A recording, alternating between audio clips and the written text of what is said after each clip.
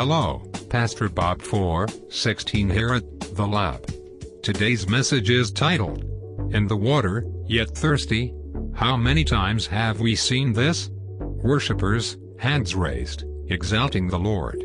His presence is almost tangible, and His praise fills the temple. In the midst, there is one, or a few, who are either oblivious, unwilling, or unable to enter into worship. It is the saddest thing in the world, and I experienced it many times, during my years as a worship leader robot. As the praises go forth and the people exalt the Lord, pressing their way into worship, some stand, watching me as though it were a concert, or as though there was a troll squatting on my head, or as though they smelled something really bad. Yet these are people that have needs. They come to church every week, looking for something, expecting something, hoping for something. It reminded me of something that Bob Marley sang many years ago. In the abundance of water, the fool is thirsty. That something that they seek is God. The true and living God, the exalted one, the Almighty One. El Shaddai. Yet when He may be found they do not seek, yet when He knocks they do not answer. Why? Because they cannot recognize Him. For too many years, the church has hidden Him, rewrapped Him in the shroud, kept Him from view, taught a different Jesus, hung Him back up on the cross, or simply avoided Him altogether. Worse yet, the people have not been taught to worship, so that now the people of God don't recognize Him, and can't grasp Him. But this is nothing new. It was said of Jesus that He came unto His own, and His own knew Him not. How very sad. This, worshipper, grieves the heart of God. This you know, of course, because it grieves you as well. If it does not, then a self-check is in order. Greater love for God, and compassion for His people are just some of the natural outgrowths of time spent in worship. If you do see these things increasing in your life, it may be time for a re-evaluation. Where are you right now? Is praise and worship your job, assignment, Sunday duty, or is it your calling, your love? Be sure. Be clear. Don't play with God and offer up Cain's sacrifice.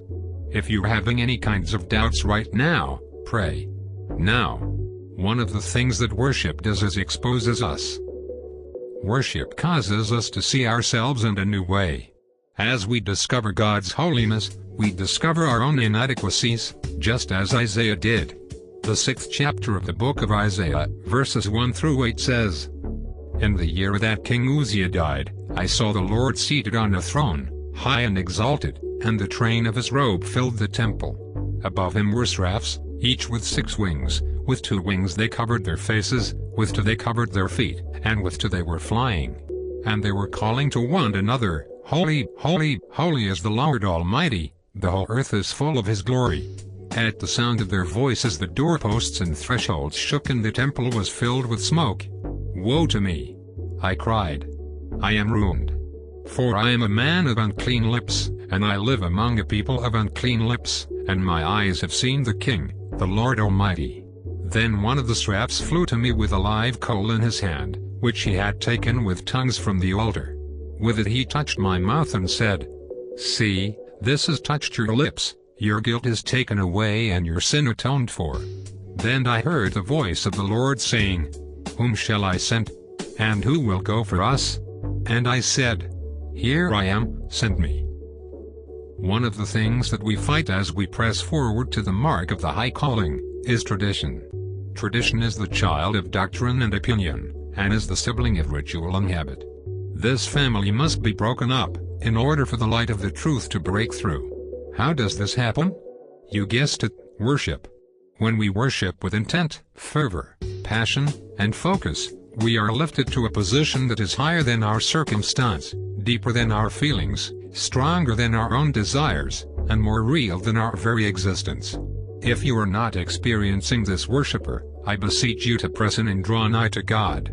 Present your body as a living sacrifice, submit, yield to God in a way that you have not yet done. You will never regret it. This is Pastor Robot 4:16, saying God bless you, and we'll see you soon, here at The Lab.